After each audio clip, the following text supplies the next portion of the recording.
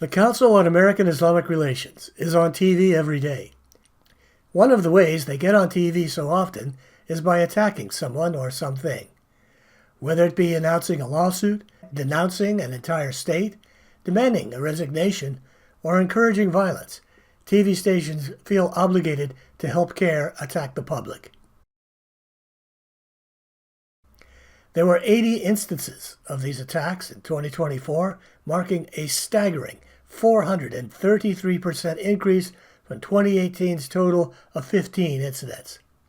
CAIR's targets in 2024 consisted of schools, elected officials, private citizens, the police, businesses, legislation, hospitals, states, the mentally ill, and a miscellaneous collection of the India Day Parade, the Wall Street Journal, the Group Patriot Front, the Country of Israel, a Confederate monument, the State Department, and racist flyers. If this pattern holds true, next year there will be 100 such incidents, roughly occurring twice a week, which will further increase the likelihood of someone getting physically harmed. Morning in the city of Newark, New Jersey, congregants and loved ones came to say goodbye to Imam Hassan Sharif. The faith leader was shot earlier this week. He was found lying face down in the parking lot of his mosque. The gunman is still on the run. The investigation hasn't led to any arrests yet and has only amplified fear around religious institutions. Attorney General Matt Plotkin ruled out the possibility of a hate crime or domestic terrorism. It feels disingenuous for authorities to jump to the conclusion that there is no biased motivation because it's over 24 hours since the shooting and there still is no suspect in custody. So it's hard to say what the motive is when there's really nothing that the authorities have given us. Within hours, we've been seeing headlines saying that that there is no biased motivation, that others saying that, oh, it's just another day of violence in Newark, which is very dismissive, and we're calling on authorities to do their due diligence and to investigate this incident thoroughly. We begin in El Cerrito, where police have launched a hate crime investigation in connection with a flag-burning case at a protest calling for a ceasefire in Gaza. During Saturday's rally, protesters were met by pro-Israel counter-protesters as they marched from Albany to El Cerrito. And at one point, police say one of the protesters grabbed an Israeli flag from a woman and then burned it. This crime is being investigated as a hate crime, and it will be presented to the district attorney's office for review and prosecution when appropriate. Well, the Bay Area Council on American Islamic Relations released this statement in response to the investigation, saying, quote, the planned rally on January 6th was intended to be peaceful, but for the provocation by pro-genocide individuals who sought to intimidate and harass rally attendees advocating for peace and a permanent ceasefire in Palestine. We firmly believe in the constitutional rights of all individuals to freedom of speech and peaceful assembly. And the nation's largest Muslim civil rights and advocacy organization is accusing Anne Arundel County Public School of discrimination. CAIR, or the Council on American Islamic Relations, says a Muslim teacher was targeted after complaining about a hostile email. Now, the teacher says the email sent by her colleagues included offensive language and links related to the violence in Gaza. Teacher responded to the email, voicing concern about its dangerous bias and stereotypes. But that response, labeled an unapproved email, prompted Anne Arundel County Schools to put the teacher under investigation. This morning, the teacher spoke out. I was deeply impacted as a Muslim woman of color who identifies with the Palestinian people. I filed this EEOC complaint because I believe that AACPS has singled me out among my colleagues because I am a Muslim of color. CAIR is now filing a 23-page complaint to the Equal Opportunity Commission. The man accused of harassing a halal cart worker in Manhattan has reached a deal to have hate crime charges dismissed. Stuart Seldowitz was arrested in November after several cell phone videos went viral. Police say the former U.S. national security official went on hateful rants against a Muslim vendor on the Upper East Side. Yesterday in court, Seldowitz was ordered to attend 26 weeks of anti-bias training in return for having the case dismissed. And the New York chapter of the Council on American Islamic Relations released a statement saying the sweetheart deal he received from the Manhattan DA's office is a shameful affront of our justice system and wholly unfitting of his actions. Pro-Palestinian activists are expected to protest Vice President Kamala Harris's visit to the South Bay tomorrow. The Council on American Islamic Relations and other groups will gather at Mexican Heritage Plaza in San Jose tomorrow morning to demand a permanent ceasefire in the Israeli-Hamas conflict. For her to come here and tell us that she cares about our health and wellness while she bombs women who look like us is not going to be acceptable. And there are new calls for a hate crime investigation after a West suburban student was attacked, and it was all caught on camera. Watch as a 7th grade girl is cornered by some lockers. A boy then puts her into a chokehold before slamming her to the floor. The attack happened at Glenside Middle School in Glendale Heights. The Council of American Islamic Relations says the girl was targeted because she was wearing a hijab. Since the start of the war in Gaza, CAIR Chicago says they've received at least 200 complaints of school-age attacks. The fact that this is happening towards students of this age indicates to us that there is hatred and there is bias that's being spread inside of homes, inside of communities. A Wall Street Journal article has Dearborn police on high alert. That article calls Dearborn America's jihad capital, and that has led Dearborn's mayor to up police presence at places of worship this evening. And this is just a series of far-right discourse that has smeared the Muslim community in Dearborn. The title, Welcome to Dearborn, America's Jihad Capital, written by Steven Stolinsky.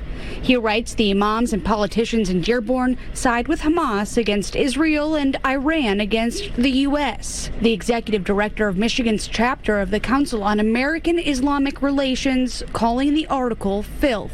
People in the city aren't having pro-militant or pro-extremist rallies. They are simply calling for a ceasefire in regards to people in our area who've had family members killed.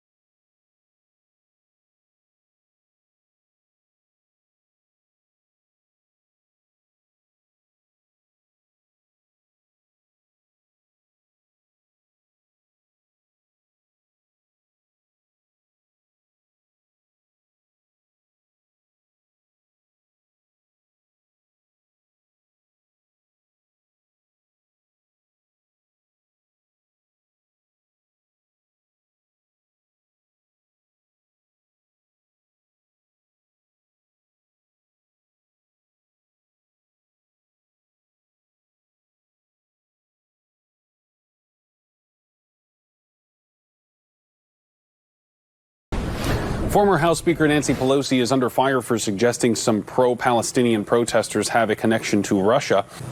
So let's address that. But for them to call for a ceasefire is Mr. Putin's message.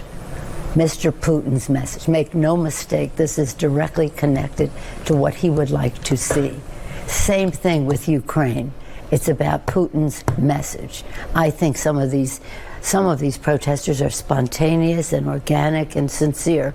Some, I think, are connected to Russia. The head of the Council on American Islamic Relations was quick to criticize Pelosi's comments. Nihad Awad said Pelosi's remarks were delusional and show how Palestinians have been dehumanized over decades by, quote, those supporting Israeli apartheid. HB 30, the bill that defines anti-Semitism in Georgia law, passed both chambers of the state legislature with wide margins. But some critics worry that the bill sends the wrong message. It prevents us from, or seeks to prevent people from criticizing the state of Israel, which is a foreign government, and it disproportionately targets pro-Palestine advocates, especially on campuses and educational institutions. Suppresses speech against the state of Israel, and it does so by conflating it with anti-Semitism. Aska Mahmoud is the executive director of the Georgia chapter of the Council on American Islamic Relations, part of a coalition of groups that oppose HB 30. This bill is going to be used specifically to target pro-Palestine advocacy as it is undertaken by minorities. These kinds of bills are not designed to minimize criticism of Israel, even minimize illegitimate criticism of Israel. These kinds of bills are designed to increase the punishment for people who engage in criminal activity motivated by anti-Semitism. So they're rallying in response to Mayor Jacob Fry's decision to veto a resolution calling for a ceasefire in Gaza. This symbolic resolution also calls for humanitarian aid, an end to U.S. military funding to Israel, the release of Israeli hostages taken by Hamas, and the release of Palestinians held without charges in Israeli military prisons. Mayor Fry is Jewish and does say that he supports a ceasefire, but he thinks that the language in the council's resolution is one-sided. It is not mutually exclusive to be both pro-Israel and pro-Palestine. The council passed a ceasefire measure 9-3, so that means they have enough votes to override that veto. The Minneapolis chapter of the Council of American Islamic Relations did release a statement in response to Mayor Fry's veto, saying in part, he is making politically calculated decisions and playing identity politics against Palestinian lives and Muslim constituents that he is supposed to support and protect as their mayor in these challenging times like this. The local Muslim community wants the LAPD to hold accountable those who are posting pro-Israel messages on social media. Several Muslim groups all wrote a letter to the police commission calling for an investigation.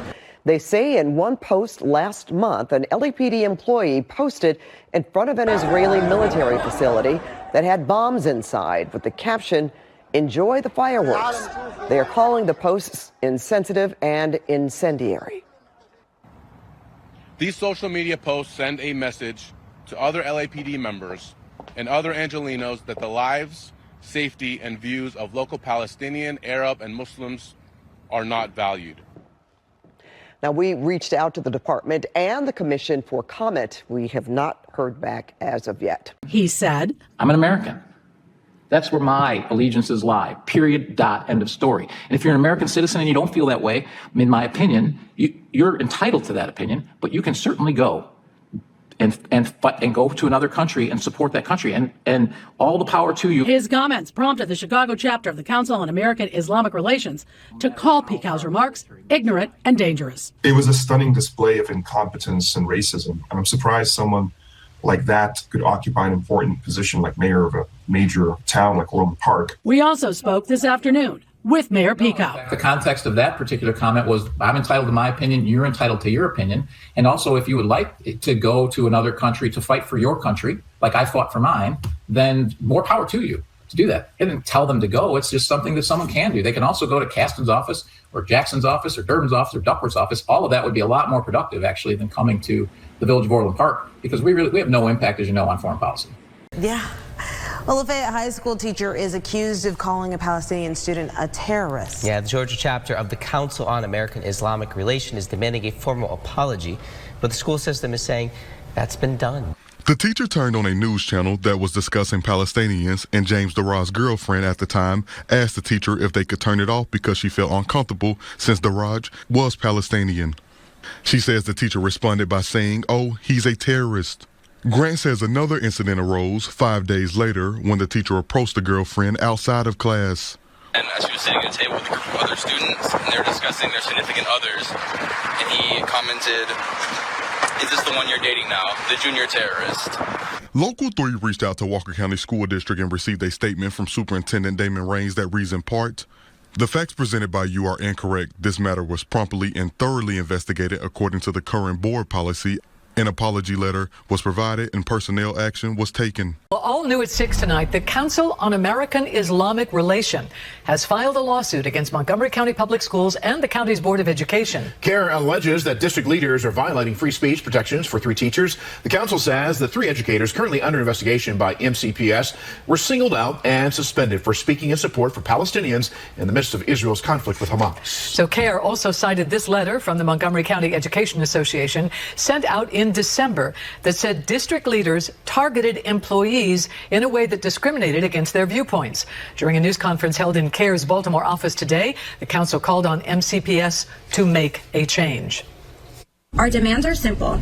Our clients are asking that MCPS reinstate them to their original positions, issue public apologies, and allow them to continue advocating on behalf of the Palestinian people. Montgomery County officials don't need to wait for a federal court's order. Montgomery County officials can return Hajar, Anike, and Angela to their classrooms with their students right now. New at 4:30, the nation's largest civil rights and advocacy for Muslims in America, the Council on American Islamic Relations, is calling for a congressman from Tennessee to be censured after a remark that some find insensitive. In a recent cell phone video shot by pro-Palestinian activists, which has gone viral on social media, you can hear that activist talking about the ongoing war between Israel and Hamas. Now, she tells the lawmaker she does not want her taxpayer dollars funding this war, and she's seeing video of dead Palestinian children. The lawmaker responds with, quote, "I think we should kill them all if that makes you feel better." Afterwards, CAIR issued a statement calling on House leaders to censure Representative Ogles for this comment. It says in part, quote, "If a member of Congress had called for every Israeli child to be killed, the entire American political establishment would rightfully condemn such remarks and call for at least censure." A Florida man is facing federal charges accused of threatening to kill staff members at the Council on Islamic Relations right here in Michigan. I'm gonna kill you. I'm gonna kill you. It was really scary. He was laughing maniacally, like it's something right out of a horror movie, quite frankly. Why are you in my country, mother? Go back to Palestine. You're an animal. You're an animal. You're violent. You're a killer. You're a rapist. We're gonna kill you, mother. Amy Ducouré is the staff attorney with CAIR, the Council on American Islamic Relations. She says the frightening calls were coming from a blocked number. We had no idea who the person was, where he was calling from. We had no idea if he could have been around the corner, he could have been in the parking lot. There was about 3 weeks where nobody was working from the office because we just were uncertain as to what was going to happen. But now they know who was behind the hateful phone calls. 72-year-old Michael Shapiro from West Palm Beach, Florida, is facing federal charges for threatening to kill Muslims here in Metro Detroit. Shapiro could face 10 years in prison for each count. The staff at CAIR just grateful investigators are taking the situation so seriously. U.S. Representative Chuck Fleischmann appeared in a viral video on X where he's made controversial statements about the war in Gaza. Palestinian myself. Then I will tell you, I will never support you. Yeah? I will tell you to your and face. You want my cousins to die. Medea Benjamin with human rights organization Code Pink posted this video on X Wednesday. It shows Tennessee Congressman Chuck Fleischmann in a heated argument with pro-Palestine activists. The Jewish people will never suffer again under Palestinian terrorism, under Hamas, under Hezbollah. What about Israel will be secure 30,000 forever. Less than 24 hours later, it has millions of views and a lot of mixed opinions. Fleischmann released a statement. It is never too late to do the right thing. Congressman Fleischmann should apologize for the hysterical way in which he dealt with this interaction. He should apologize for the dismissive and arguably genocidal comments he made about the existence of a Palestinian state and a Palestinian people. Mike, well, new at 6, a bipartisan measure to restructure Maryland's Hate Crimes Commission has passed unanimously in the House of Delegates. The move, however, didn't come without controversy. The restructuring measure changes membership qualifications for the state's Commission on Hate Crime Response and Prevention. The bill originally proposed to remove CAIR, the Council on American Islamic Relations, from the commission. Well, calls for restructuring came in light of controversy surrounding CAIR's executive director, Zainab Chowdhury, after she faced scrutiny for her posts regarding the Israel-Hamas war. Chowdhury told WJZ her words were distorted, were taken out of context. Attorney General Brown stated that he could not legally remove her due to the current rules. Chowdhury was suspended from the commission, but then later reinstated. Chowdhury has since released this statement on behalf of CAIR in light of the measure, saying, quote, "The amended bill sends a message that going after groups and individuals who stand for justice can have unintended consequences," end quote. San Bruno residents who are Muslim say they were treated disrespectfully at a recent city council meeting. The group has been demonstrating in San Bruno, calling for a ceasefire in Gaza. They say at least at last week's meeting, the city refused their request to let them break their Ramadan fast in the lobby of the San Bruno Senior Center outside the room where the city council was meeting. Instead, they say the chief of police told them to go outside where 2 tents had been set up. They say there were no chairs, it was cold and windy, so they refused to leave. There's a vending machine, like a cafe. Many of time, our community has sat out there and enjoyed a snack or two with some water, and there was never any issue. I'd like to see them taking some efforts to understand, like culturally, how disrespectful that was. The Council on American Islamic Relations sent a letter this week to San Bruno Mayor Rico Medina complaining about the treatment the group received. We've reached out to the mayor and have yet to receive a response. Tonight, local organizations and activists who are calling for a ceasefire in Gaza are taking aim at Valley Congressman Jim Costa. They say that Costa refuses to meet with them about their stance. Representative Costa is missing critical opportunities to hear directly from constituents, and that is failing in his duty as an elected official. Sukaina Hussein with the Council on American Islamic Relations for Sacramento Valley and Central California led a press conference Friday afternoon outside U.S. Congressman Jim Costa's office in Fresno, calling for him to meet with them. Friday afternoon, I showed the statement to the group. To their disappointment, we did not see any rhetoric from him that recognized the humanity of the Palestinians and the horrible occupation that they have been under. And so the statement, unfortunately for us, is too little too late. I also asked the group if it's possible to mend this relationship with the congressman. They say to even begin would require a meeting and Costa's call for an immediate ceasefire in Gaza. Jackson County Jail has not been providing Mr. Owens with proper Ramadan accommodations because they've been skipping his meals. With help from the Council on American Islamic Relations, an inmate at the Jackson County Jail is suing the sheriff and 2 other officers. The lawsuit also lists a private company that provides food to the jail as a defendant. Marvin Owens alleges Sheriff Gary Schutte, Captain Anthony Stewart, Lieutenant Mike Coburn, and Tiggs Canteen Services failed to accommodate his religious meal requirements during Ramadan. In a statement sent to News 10, the sheriff's office says, quote, "We just received the complaint and turned this over to our legal department. After we receive counsel, we will make a joint statement," end quote. Governor Greg Abbott is ordering Texas universities to revise their free speech policies in an effort to curb anti-Semitism. Anti-Semitic incidents have been on the rise since the beginning of the current conflict between Hamas terrorists and Israel. Governor Abbott Wednesday ordered Texas universities to revise their free speech policies to combat anti-Semitism, including a command to establish appropriate punishments, including expulsion from the institution. The order specifically names 2 pro-Palestinian groups. The Texas chapter of the Council on American Islamic Relations condemned the governor's order, writing, "Advocating for Palestinian rights and criticizing the actions of the Israeli government are not inherently anti-Semitic. Students must be allowed to express their opinions and engage in robust debates on complex geopolitical issues without fear of reprisal or censorship."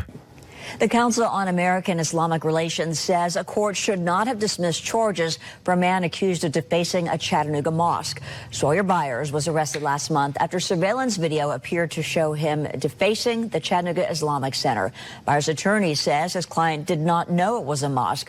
Hamad Al-Amin with the Islamic Center says a member of the Hamilton County DA's office spoke with him yesterday. He was told Byers did 40 hours of community service to have the charges removed. In a statement, CAIR said this decision could set a dangerous precedent. They urged law enforcement to take the case seriously and called for federal officials to intervene. USC's valedictorian will keep that title, but the valedictorian will not be allowed to give a speech. Asna Tabassum was announced as this year's valedictorian. However, critics raised questions about her views relating to the conflict in the Middle East. Multiple Jewish organizations had complained her social media activity conveyed anti-Semitic beliefs.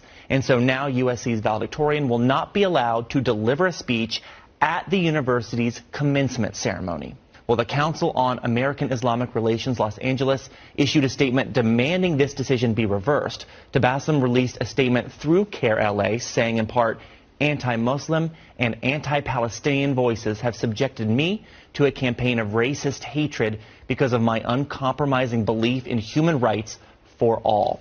A press conference organized by CAIR, the Council on American Islamic Relations, brought various faith leaders and organizations to the UC San Diego campus Friday. At this moment, I am here to stand in solidarity with our students in this encampment. The group of speakers called on UCSD to listen to students. and we are expecting the UCSD administration to respond to them, to meet with them, and to choose the right route and the right option. Now, UC San Diego says this encampment is actually against campus policy, but it is unclear what action will be taken.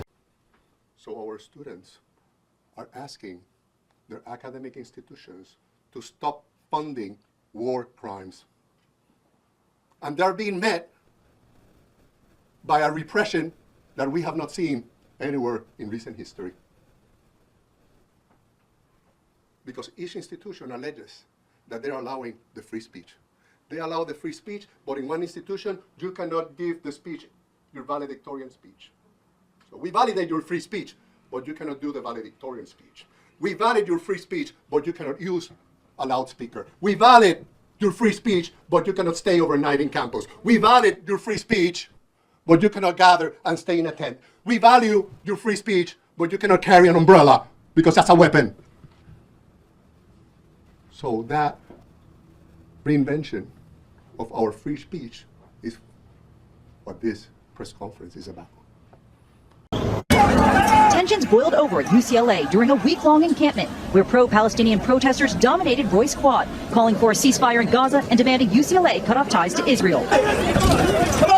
After violence erupted between protesters and counter-protesters, UCLA ultimately made the decision to cancel classes and remove what they declared was an unlawful assembly. However, the civil rights managing attorney for the Council on American Islamic Relations, also known as CAIR, said the protests were an opportunity for students to exercise their First Amendment rights. We believe that the encampment was lawful, and we believe that any indication that these students were engaged in any sort of unlawful violent conduct is just simply not justified. And while pro-Palestinian and pro-Israel groups may not agree on the conflict in the Middle East, they do agree UCLA needs to prioritize security and clarify their protocols when it comes to keeping everyone safe. We don't need every group to get along. I don't believe that there is neutrality in situations like this. But what we need is for UCLA to guarantee for peaceful protesters that they guarantee them their First Amendment constitutional rights to freedom of expression, freedom of speech, freedom of assembly. Got this video from the Council on American Islamic Relations Arizona, or CAIR. You can see a woman sitting near a bus with her hands behind her back with 4 ASU police officers surrounding her.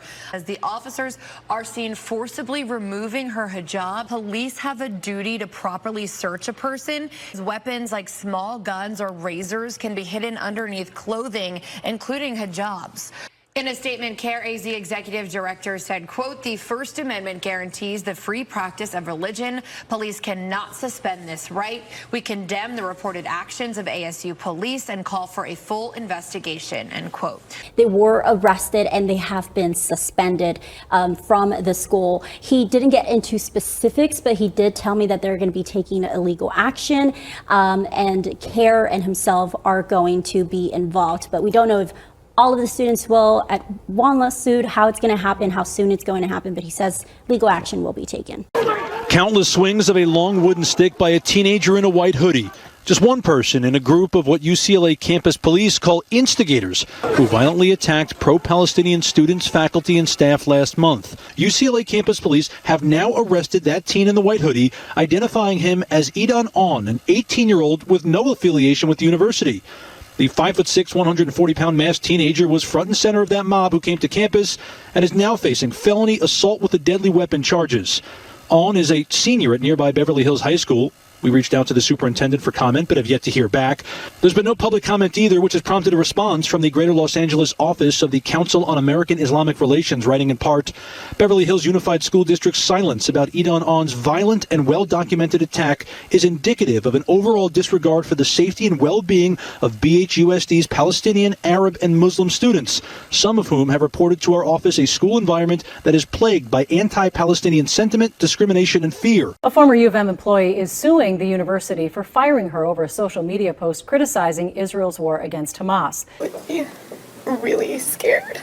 Mashal Shahzad fought back tears as she described being fired by the U of M from her job as Diversity, Equity, and Inclusion Manager at the School of Public Health. Shahzad, a Muslim woman from an Afghani immigrant family, has been vocal about her criticism of Israel's military campaign in Gaza. At a protest in Barcelona, Spain in December, she posted several photos to her private Instagram account accusing Israel of genocide. Caption on said post was, "This is not a conflict.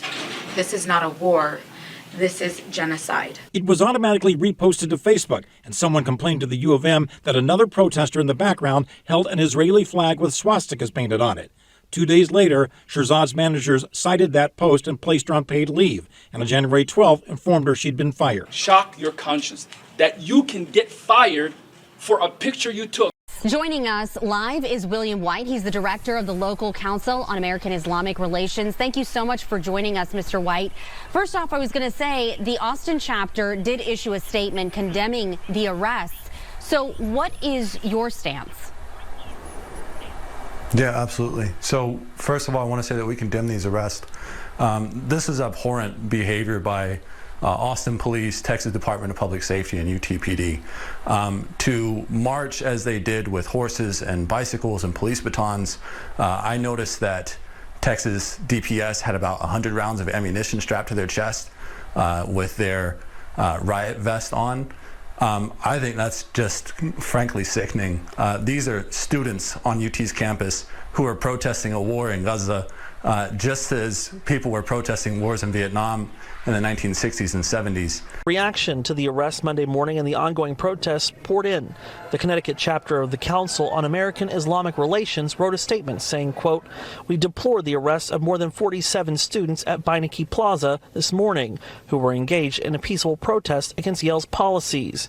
The Council for American Islamic Relations, or CAIR, says it is welcoming an investigation into the Berkeley Unified School District. The investigation will look into whether the district responded appropriately to allegations of harassment and unfair treatment by students who are or perceived to be Palestinian, Arab, or Muslim. Now, CAIR submitted a federal civil rights complaint last month alleging widespread anti-Palestinian and Islamophobic discrimination in the district. Earlier this year, a federal complaint was filed against the district alleging it failed to take action to stop harassment of Jewish students. The Travis County Sheriff's Office is disputing claims that jail staff violated the rights of students who were arrested at UT on Monday. Today, the Council on American Islamic Relations said some female students who were taken to the downtown jail Monday reported being denied feminine hygiene products, denied modest clothing, and had their hijabs or religious head coverings forcibly removed and kept away from them for hours. Staff with CAIR say jail staff need more training to keep this from happening to anyone else. It shouldn't be the responsibility of arrested women to teach them about how to be treated. It should be a part of their training, and if they need this training, we are here to help and support. Tonight, the Travis County Sheriff's Office is disputing CAIR's claims, saying jail staff provided sweatshirts and offered feminine hygiene products, and that head coverings only need to be removed for inspections and to take certain booking photos that are only kept internally. A bill making its way through the state legislature would double the fines for protesters who block highways and freeways. This bill is proposing to increase fines for protesters every time they are convicted of blocking traffic on highways. The hope is to deter them from doing it again, but civil rights advocates tell me tougher penalties will not stop people from speaking out. The executive director of the Council on American Islamic Relations, Zahra Bilu, is speaking out against the bill. Frankly, I'm appalled that our legislators are using the pretense of transportation and public safety to quell First Amendment protected activity. Bilu says if this bill gets passed into law, it won't stop protesters. The only way to deter protesters is to urge and implement a permanent ceasefire now. The U.S. was the only nation in the 15-member council to vote against the resolution. 12 countries, including Russia, China, France, and Japan, all voting in favor, while Switzerland and the UK abstained. The Council on American Islamic Relations said in a statement that the Biden administration should be ashamed and embarrassed of its, quote, unjust veto. Following an attack on a 12-year-old Muslim student in Cambridge, the Council on Islamic American Relations has filed an official complaint with the U.S. Department of Education. Education. During that attack, the student's hijab, a religious head covering, was reportedly forcibly removed at least twice. With CAIR's complaint, the Department of Education will be directed to investigate the reported harassment that the student had to endure. The group is calling for sensitivity and anti-bias training for school staff, who they claim failed to protect the student over a series of weeks. They're also calling for anti-bullying training for all students at Macy's Lane and throughout the school system, saying this kind of behavior cannot continue. We believe that there's no justification for the negligence and the systemic failures that contributed to the prolonged trauma that this child was forced to endure. We want disciplinary consequences for the staff that were involved, who were aware of the pattern of incidents, but unfortunately failed to take appropriate corrective action. The group is also calling for accommodations and supplemental tutoring for the child to be able to make up for missed classroom instruction, as well as a public apology from the school system. The Council on American Islamic Relations plans to file a lawsuit against Governor Greg Abbott and the University of Texas and University of Houston Board of Regents. It surrounds Abbott's executive order he signed in March, targeting the increase in acts of anti-Semitism on college and university campuses. CAIR claims the executive order unlawfully targets student advocates for Palestine. They're expected to hold a press conference tomorrow to announce the lawsuit. Civil rights complaint has been filed now against the Canyon School District with the Department of Education's Office of Civil Rights. Now, the complaint was filed by the Council on American Islamic Relations. That group claims a handout given to students in a geography class at Corner Canyon High was taken from an anti-Muslim website that misrepresents Islamic followers. Now, KUTV received this response from the Canyon School District. It says, in part, the district took immediate corrective action, and the materials did not come from a list of recommended resources provided to teachers by the district's curriculum department. And they do not believe the teacher, who has since resigned, acted maliciously. The district said the teacher did not thoroughly vet the materials before presenting them in class. Immediately following the incident, the teacher was provided guidance and direction. You can read the district's full statement on this on our website, KUTV.com. Well, today, Louisiana's top education official says public schools can now show students videos created by a controversial conservative nonprofit group. Yeah, PragerU has been criticized for creating social studies videos described by experts as false or misleading, often skewing history to portray conservative ideas in a positive light and liberal ideas in a negative light. Today, the Council on American Islamic Relations called on the Louisiana Department of Education to reject the partnership, saying the content would create a dangerous and disruptive environment for Black and Muslim students. No response from the DOE as of yet. Meanwhile, State Superintendent Cade Bromley made the announcement at a teacher leader summit. Well, this afternoon, the nation's largest Muslim civil rights organization is fighting for justice. It pains me to see the women from my country going through unimaginable losses themselves during the current genocide in Gaza. While they were berating me about my speech and told me that I wasn't, they had warned me prior not to bring my politics into the workplace. Following her speech, Jaber says her bosses reminded her about their prior conversations about not bringing politics into the workplace. I can't say I was shocked, honestly. I can't say it was shock. It was just defeat, maybe. I tried to appeal to their humanity again. I told them this isn't about politics, it's about humanity. And according to CAIR New York, the Council on American Islamic Relations, her situation isn't unique. It's received more than 240 requests for help specific to pro-Palestinian viewpoints. We believe they acted discriminatorily. We believe they acted illegally. And it was really, the core of it is her Palestinian identity. Now to new information this morning about a Baraboo parent who pushed the school superintendent on stage at graduation. That parent is now facing criminal charges this morning. That's right. Matthew Eddy is charged with disorderly conduct. Let's take a closer look at this video here from Friday. You can see Eddy approach the stage, grab the superintendent, Dr. Rainey Briggs, and move him out of the way. The video continues, and you can hear Briggs say, "Get off of me." Multiple people then get on the stage to remove the parent, as you see there. Court records online show he's charged with 1 count of disorderly conduct, which is a misdemeanor from the event at graduation on the 31st. It also appears someone filed a restraining order against him on June 3rd. The Council on American Islamic Relations, which is the nation's largest Muslim civil rights organization, is calling on law enforcement to investigate a possible bias. In a news release, CAIR, the organization, notes that Eddy is white and Briggs is black. Tonight, the Council on American Islamic Relations, or CAIR, is bringing attention to the arrest of a Euless woman in May. She's accused of attempting to drown a 3-year-old girl in an apartment pool after making racist remarks to her mother. Euless police say it was last month when someone reported a disturbance between two women. When they arrived, 42-year-old Elizabeth Wolf was arrested for public intoxication. Officers say the other woman, a 32-year-old mother, said Wolf had asked her where she was from and made comments about her not being American before grabbing her 6-year-old son, who pulled away. It caused him a scratch, and so as the mother was attending to him, she grabbed a 3-year-old daughter and pulled that daughter to deeper into the pool and forced the 3-year-old daughter under the water. Saying, "Tell her I will kill her and I will kill her whole family." But also she was really upset that other people stand by the mother. She was telling them, how come you stand by her while I am the American person? My parents and my grandparents were born here. So she has her own, I think, unique definition of being American. Thanks. We hear from organizations in Nashville and across the country after this group, they call themselves the Patriot Front, marched through downtown Nashville over the weekend. So here's a look at the march from Saturday afternoon. Over 100 group members donned white face coverings and sunglasses with a hat and carried Confederate flags as well as other modified versions of the American flag.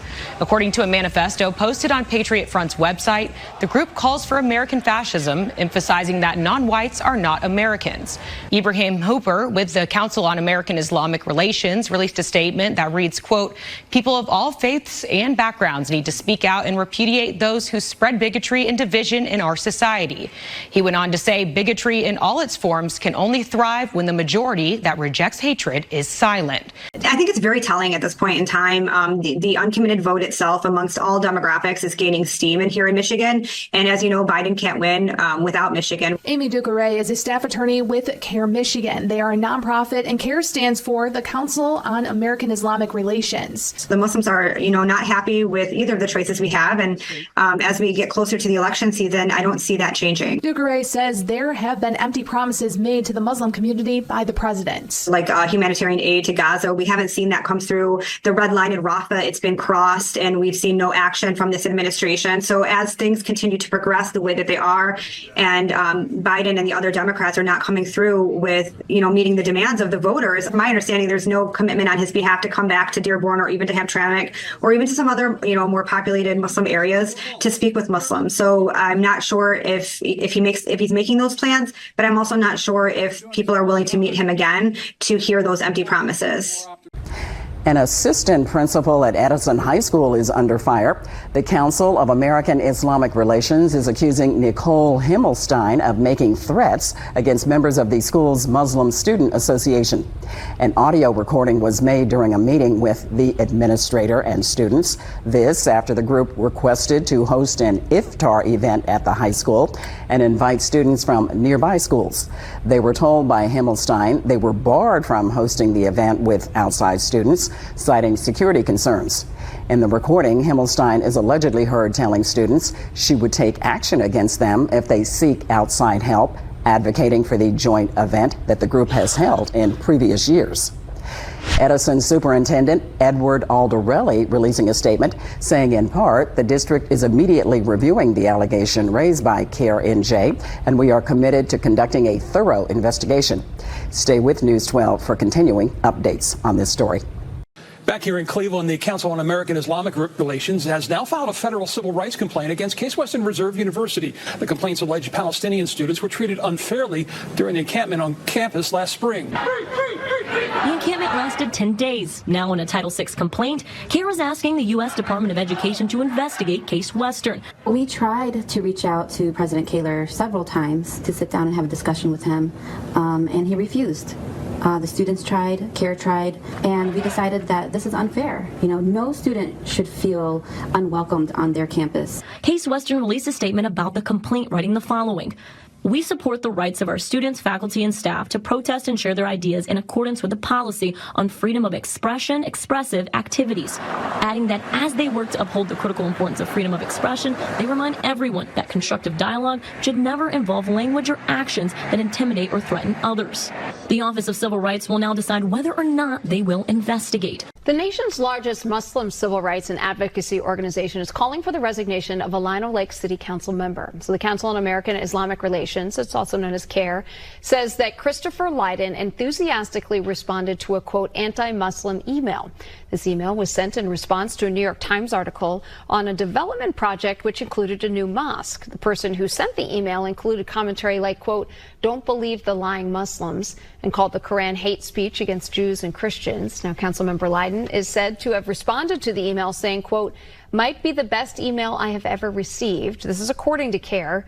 Now, the Muslim advocacy group is calling for Lydon's resignation. We have contacted Lydon for a response but haven't received an immediate reply. And Montgomery County police are investigating an act of vandalism outside of an elementary school where anti-Semitic phrases were sprayed on and around school property overnight. Sunday's incident is the latest of many in Montgomery County. Swastikas were drawn on student desks at 3 separate schools last year, and before that, graffiti was painted outside Walt Whitman High School, also in Bethesda. These acts of vandalism all preceding this display of graffiti all over Union Station during Israeli Prime Minister Benjamin Netanyahu's visit to D.C. last month. 7 News reached out to the Council on American Islamic Relations for comment on today's incident. It reads in part, quote, the graffiti is an unfortunate symptom of the growing frustration with the Israeli government's ongoing 310-plus day-long brutal genocide in Gaza. We support efforts to clean up the vandalism, but the stains etched on the chapters of our nation's history by the Biden administration's funding of the Israeli government's indiscriminate bombing, torture camps, and other crimes against humanity will never be erased. Other news now, the nation's largest Muslim civil rights group is suing the FBI, claiming it's unfairly targeting Palestinian Americans for speaking out against the war in Gaza. On March 28th, Zaydan was set to fly to Jordan, but was denied a boarding pass at LAX. I was shocked when airport security informed me that I couldn't board the flight without providing any explanation. Zaydan has been in the U.S. 30 years and has never been in trouble with the law. He was informed he had been placed on the United States no-fly list and deemed a threat to national security. Being placed on the no-fly list has left me feeling deeply humiliated and distressed. The only thing that's changed, Zaydan leading weekly protests in Victorville. For the past 2 years at least, he has been really frequently visiting his mother every 2 to 3 months. That's very often. We reached out to the FBI and they say they do not comment on pending litigation. The 42nd annual India Day Parade is stepping off in Midtown this afternoon. It's billed as a celebration of Indian culture and the Indian diaspora here in the city. But this year, there's been some controversy surrounding one of the floats to be featured in the parade, which some Muslim groups are calling offensive. The float is of a Hindu temple called Ram Mandir, and that was built on a site where a mosque once stood until it was destroyed by Hindu nationalists in 1992. Those against the float say the temple is glorifying violence against Muslims and that it's a symbol of religious intolerance. A number of interfaith groups, including the Indian American Muslim Council, the Council on American Islamic Relations, and Hindus for Human Rights, have asked Governor Hochul and Mayor Adams to block the float. In a letter, they say this is not merely a cultural display, but a vulgar celebration of anti-Muslim hate. Allowing such a hateful and bigoted celebration in New York City is an affront to American values and to harmony and peaceful coexistence among our diverse communities. Tonight, the Council of American Islamic Relations releasing a report marking 2023 as the highest year on record for Islamophobic incidents in our state.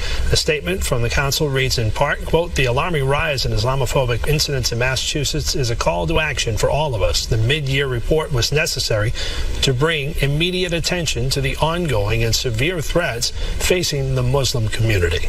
The Maryland office of the Council on American Islamic Relations is demanding an apology from Howard County.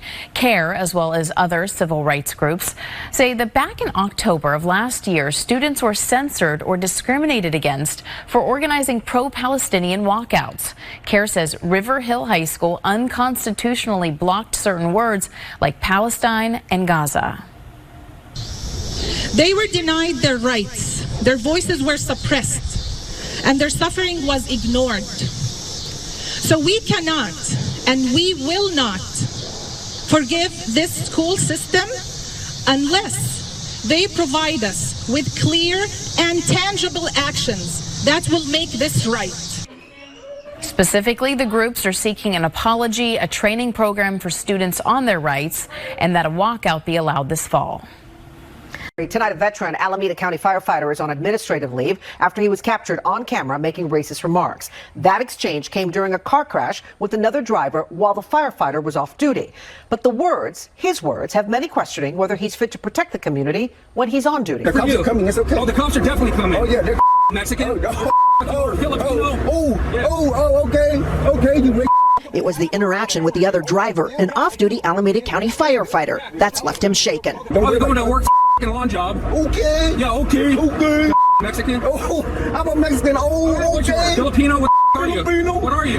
Don't be racist. What are you, bro? Don't be racist. What are you? It doesn't matter what racist. I'm a firefighter.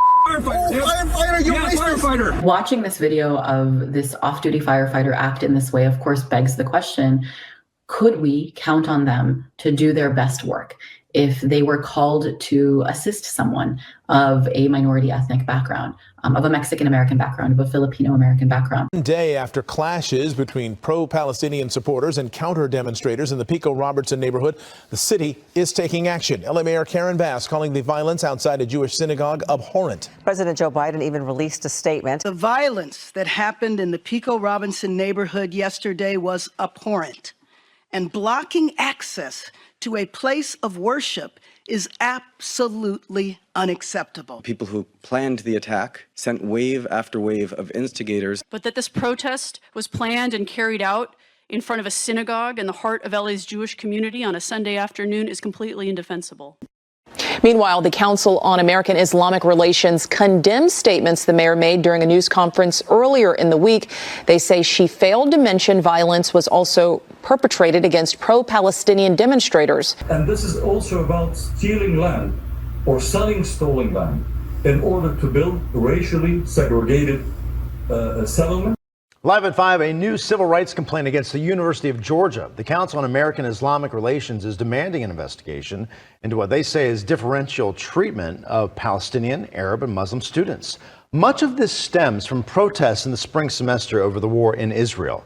The group says UGA has discriminated against those groups on campus, which violates the Federal Civil Rights Act. And UGA just responded to all this. They said in part, quote, "While we are dedicated to fostering a climate of free speech, we must also enforce our policies and hold accountable those who choose to blatantly ignore these rules or disrupt our learning environment." A long-awaited hearing in Washington today was supposed to tackle the rise of hate crimes across America. As to our hearing today, on May the 2nd, 2024, all Republicans wrote a letter to Chairman Durbin.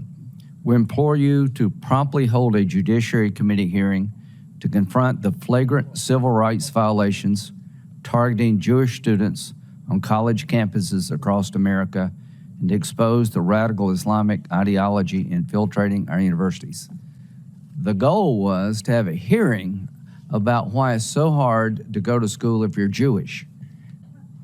This is not the hearing we're getting, so we'll work with what we've got. I think it's exceptionally disappointing that you're looking at an Arab American witness before you and saying you support Hamas. And after the hearing, the Council on American Islamic Relations condemned Senator Kennedy's comments as anti-Arab bigotry targeting a respective Arab American leader. When our elected representatives engage in this kind of behavior, it's like inviting hate to the Muslim and the Jewish community. The civil rights and advocacy group Council on American Islamic Relations, or CAIR Chicago, says they're concerned for the safety of Muslim constituents, especially as hate crimes have increased dramatically over the past year. Given the fact that Chicago has like one of the highest Muslim populations in the United States and definitely the highest number of Palestinian Americans in the United States, I think it's extremely irresponsible and childish. The tweet did not last long. The tweet in question is this: a picture of a pager with the words Mazel Tov spelled incorrectly. It was posted to X by 42nd Ward Alderman Brendan Riley during a city council meeting Wednesday. The image was in response to another tweet about the pager attacks on Hezbollah in Lebanon, where dozens were killed, including a child and other civilians, and thousands more were injured. After a hit and run in Maple Valley, the victim's family and advocates are calling on police to investigate the incident as a hate crime. According to court records, last Thursday, a Muslim mother and grandmother were walking across the sidewalk in the Four Corners area while pushing an infant in a stroller. Witnesses say a man in a car accelerated when the woman and infant were in front of his car at the parking lot exit. Witnesses told police they believed it was intentional. According to court papers, police say the suspect has been known to cause trouble by, quote, damaging cars with unknown items and a sword, all as the Council on American Islamic Relations is wanting him now to be charged with a hate crime. For our community, these are all linear events. These things are all interconnected. And it doesn't end there either. About 10 minutes after that initial crash that we told you about, the suspect also accused of deliberately running into a man at a nearby shopping complex. That victim was only slightly hurt, didn't have to be seen by medical crews. We begin with our top story tonight. Video of the confrontation and deadly shooting outside a Renton sporting goods shop this summer. I mean, it was a brutal murder. And for the first time, we are seeing what led up to the moments when investigators say 51-year-old Aaron Myers shot and killed 17-year-old Hazra Ali Rahani. This angle you see is from outside the Big Five sporting goods store where Myers confronts Rahani and two of his friends. Myers claims to have seen one of the teens with what looked like a gun.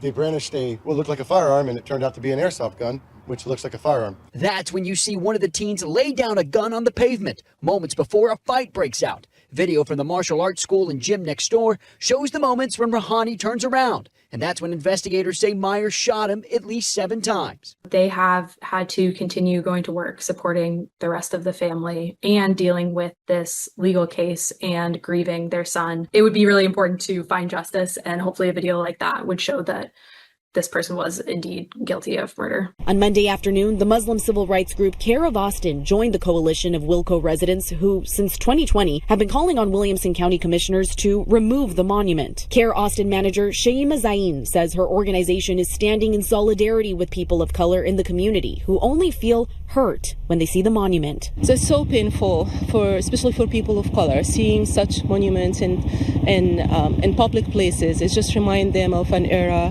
that they are still suffering its consequences. I'm Monica Dean. Welcome back. Members of San Diego's Muslim community are calling out the National Conflict Resolution Center, saying it has failed to represent Muslim voices here in San Diego. Today, the group gathered outside an NCRC training event. There is a discussion about Islamophobia. However, the NCRC has failed to reach out to student representatives and organizations like CAIR that represent the greater San Diego Muslim community, over 100,000 Muslims within San Diego. Failed to reach out to us, have failed to understand the students' concerns. And how are you going to have a community event addressing Islamophobia without hearing local voices and stories and understanding their concerns? The Council of American Islamic Relations believes the NCRC has an opportunity to rebuild trust by fostering genuine collaboration with local Muslim leaders, students, organizations, and other community groups, including San Diego's Jewish community. They say by doing so, the center can help create more inclusive initiatives to combat Islamophobia.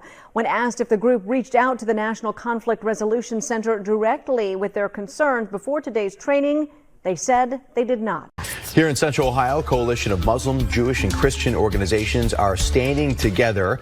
The organizations are boycotting the Strong Cities Network Conference. The reason for this, they say pro-Palestinian voices are being suppressed. The Strong Cities Network is a global network of cities that host events to address hate and discrimination. Representatives with the organization expressed disappointment after they say the Council on American Islamic Relations, also known as CAIR, was uninvited to yesterday's event. Organizers say they didn't want to take focus away from the event, but members with CAIR say they weren't invited because their beliefs don't fit the event's narrative. Unfortunately, it seems this conference is in love with the Muslims who would not criticize the genocide that is ongoing in Palestine today, and I think that is wrong. Federal investigators confirmed that a school counselor at Ann Arbor's Tappan Middle School referred to a Muslim student as a terrorist last year when he asked to leave her office to get a drink of water. The student's family complained to the school and the Board of Education, but were told the case was closed.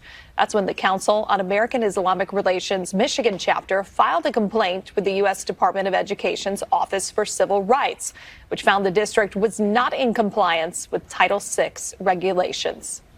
It shouldn't have taken a civil rights complaint for this to have happened. It didn't need for the Office of Civil Rights to come in and say, hey, you got this wrong. It was obvious on the face of it that they got it wrong.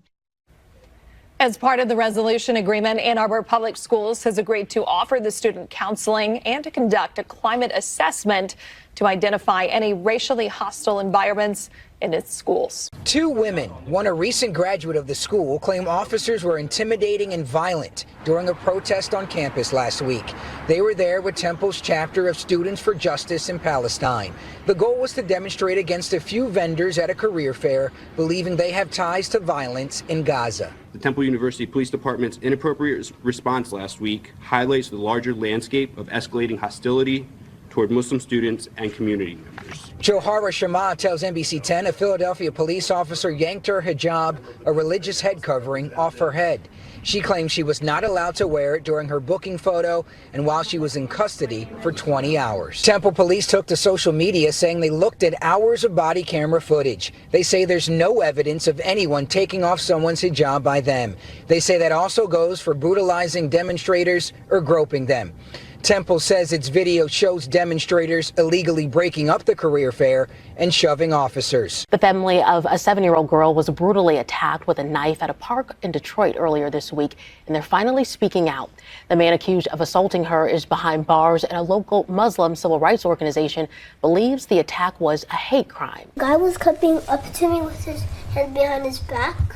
One wasn't nothing, and the other hand was a pocket knife, and he just pulled my head up and he slid the knife on my throat. The alleged attacker is 73-year-old Gary Lansky. The Michigan chapter of the Council on American Islamic Relations released a statement. They believe the case should be investigated as a hate crime. We figure that he perhaps had some type of breakdown or was experiencing a mental crisis. The elderly man facing additional charges for domestic violence against his wife before this attack. It came out in court today that Lansky also allegedly used a knife in that domestic violence attack on his wife and sister. A local nurse has filed a formal complaint against the hospital for telling her to remove her Free Palestine badge or be fired. She was forced to resign for wearing a Free Palestine badge on her work lanyard. Tuesday, the San Francisco Bay Area office of the Council on American Islamic Relations filed a formal complaint with the California Civil Rights Department on her behalf against the hospital, adding that Yasmin was forced to remove her badge or face termination. It's not that this would go that long. We are confident that the employer here will understand the gravity of the discriminatory behavior they engaged in and can resolve this matter sooner. Now, she either needs to be given the opportunity to return to work, and that would give anyone pause, right? Do I want to return to a place where I face discrimination? But that should be an option that is offered along with an apology and training for management about what employee rights are in the workplace and how this went wrong. The Council on American Islamic Relations, or CAIR, is demanding a public apology from an Idaho senator. It comes after racist comments during an election forum.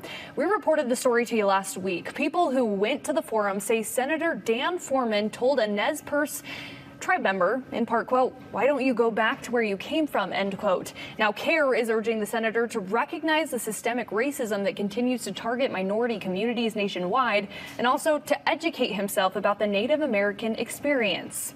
The Nez Perce tribe is also expressing concerns after the racist comment. They posted a statement today saying, in part, quote, "They're extremely disheartened to hear what happened and that they refuse to tolerate this kind of hateful and divisive politics." They're also calling for other elected leaders to stand with the tribe in pushing back against the offensive behavior. Meanwhile, Senator Dan Foreman denies he used a racial slur. He also still stands by his statement that Idaho does not practice systemic racism. Here at home, 2 Microsoft employees have been fired after holding a vigil for Palestinians killed in Gaza. They held the event on the Redmond campus last week. This morning, a major Muslim advocacy organization is calling for those employees to be rehired. Now, the pair here is a part of a group of employees at Microsoft that has opposed the company's sale of its cloud computing technology to the Israeli government. Now, the fired workers said the vigil was to call attention to Microsoft's complicity and honor the victims in Palestine. Now, the Council on American Islamic Relations is calling on Microsoft to rehire and apologize to those employees. Their executive director said, quote, "This is yet another illustration of how employees of conscience who are standing up for the human rights issue of our time are being silenced in the corporate world." The Santa Clara Unified School District is being sued, accused of creating an anti-Palestinian, anti-Arab, and anti-Muslim climate for students. The lawsuit is being brought by the Bay Area office of the Council on American Islamic Relations. It's a civil rights lawsuit and calls for an investigation of the district. The district says it has not been served with this lawsuit, so it cannot comment at this time. However, it says, quote, "Our schools are beautifully diverse, and we strive for environments where every young person and employee feels a sense of safety, welcoming, and belonging." The nation's largest Muslim civil rights and advocacy organization is calling on State Senator Sarah Feigenholtz to resign. The Council on American Islamic Relations was joined by Muslim and Jewish community leaders today who accuse her of offensive social media activity. They say that Feigenholtz amplified and endorsed, their words, posts promoting the hatred of Muslims and anti-Arab rhetoric. In one post, she replies, quote, "You are an expletive truth teller," to a tweet that referred to those who praise Islam, quote, "bootlickers," suggesting, quote, "they move to an Islamic country and stick their heads in the dirt multiple times a day for enlightenment," end quote. Now, several faith groups, including the Council for American Islamic Relations today, called on Feigenholtz to resign as state senator. When the intent is clear and when the track record is clear, again, our intelligence shall not be insulted. And I think the only way forward, if she's truly sorry, as a matter of fact, is to step down as a statement of her being sorry and to work on whatever issues she might have, because she has lost confidence as far as constituents and as far as communities are concerned. The University of Michigan has been called an institution of particular concern by a Michigan chapter of the Council on American Islamic Relations. The organization cited what they call an ongoing threat to the First Amendment rights and hostile environment on U of M's campus. This is regarding students who say they stand against occupation, apartheid, and genocide, more specifically in regard to the war between Israel and Hamas. Based on my conversations with my peers day to day, is that students don't feel comfortable. Students feel that this is an institution that was not for safety or for their comfort or for their ability to speak freely. The council recently filed a complaint with the Department of Education following leaked audio of what they say is University President Santa Ono saying that he is being pressured to ignore Islamophobia on campus. We reached out to the University of Michigan to confirm if the audio is accurate, and we wanted to know if they wanted to comment on the pending complaint, but we have not heard back. This week, the Biden-Harris administration released the first national strategy to combat Islamophobia and anti-Arab hate. The White House says the strategy has 4 priorities: increase awareness of hatred against Muslims and Arabs and broaden recognition of these communities' heritages, improve safety and security for Muslims and Arabs, tackle discrimination against Muslims and Arabs and appropriately accommodate their religious practices, and continue to build cross-community solidarity and collective action to counter hate. CAIR's National Deputy Director Edward Ahmed Mitchell is here with us. The bottom line is President Biden dropped the ball here. He should have done this earlier. He should have put more teeth behind the strategy, and he should have addressed the root cause of the increase in Islamophobia, which is the war on Gaza. A new report reveals a spike in Islamophobic incidents at college campuses, and it's linked to the ongoing war in the Middle East. The report comes from the Council on American Islamic Relations and the Center for the Prevention of Hate and Bullying. Based on survey responses from over 87 colleges and universities in California, nearly 50% of Muslim students say they've experienced harassment or discrimination on campus. And 92% experienced it after the October 7th attacks in Israel. Instead of feeling safe and supported on their own campuses, many have faced suppression of their free speech and have even been penalized for advocating for Palestinian rights. According to the report, the majority of students who experienced discrimination chose not to report it out of a fear of retaliation or feelings it would not do anything. It's one of the bills causing controversy. The bill would expand the offense of ethnic intimidation to include offenses of riot and aggravated riot committed by reason of race, color, religion, or national origin, or another person or group of persons. Ahead of the Senate session this afternoon, the Ohio chapter of the Council on American Islamic Relations, also known as CAIR, held a press conference at the State House. The goal was to urge lawmakers not to pass this bill, claiming it's designed to stifle political speech and targets Palestinians. This bill, I believe, is not about anti-Semitism. It is about First Amendment right, because it seeks to stifle people's right to express their views and outrage at war crimes that are being committed by a foreign country. And I think to stifle that First Amendment speech, conflating it with anti-Semitism, I think is a big disservice to Ohioans and to the American people. U.S. citizen who escaped from the war in Gaza is now suing the State Department for failing to evacuate all Americans from that region. I'm here today because I need the government of the United States to help my family and all the U.S. citizens and their family to be safe and get out from this unfortunate war that is happening there. Miriam Al-Reyes says her parents are still stuck in Gaza, have been taking refuge in a tent city since Israeli airstrikes destroyed their home. Lawsuit accuses the State Department of failing in its duties to protect Americans. Al-Reyes and the Council on American Islamic Relations is hoping the legal action will put pressure on the State Department to mobilize into action. State Department typically does not comment on pending litigation. A groundbreaking new study reveals a troubling trend in our community. According to a first-of-its-kind report, a majority of Muslims in Washington say they have experienced discrimination. From blatant acts like hijab pulling to verbal abuse, the survey says nearly 40% of those who responded say the discrimination has gotten worse since October 7th, 2023, following the start of the war between Israel and Gaza. Hopefully it's a resource for lawmakers, for community activists, for journalists, for the media. Hopefully it's a strong repudiation of this idea that Muslims don't belong. And hopefully it's a way for us to move forward. Police arrested 57-year-old David Lawrence after a family member had tipped off officers. December 12th, a family member of Lawrence went to Cary Police and told officers that Lawrence had made devices believed to be bombs and that he had made threats to kill Muslims. Law enforcement did not find any evidence of threats when they conducted a search, so they haven't issued charges for that in particular, though the Council on American Islamic Relations is grateful that family member had raised red flags. We also want to thank the family member who took action and turned this person in. They saw elements of what looked to be like an explosive device and had apparently heard anti-Muslim comments and did something about it rather than letting it pass. Lawrence went into police custody. He admitted to making explosive, which he said were to make noisemakers. He denied making threats against anyone. The Council on American Islamic Relations is condemning the distribution of these racist flyers in Indiana. Last night we told you about the flyers appearing in parts of the state, including Hamilton County. The flyers call on people to track and report immigrants. A Kentucky-based group affiliated with the KKK claimed responsibility. The Council on American Islamic Relations calls them racist propaganda and says Americans have a duty to push back against the promotion of hate-filled ideologies that we're witnessing nationwide.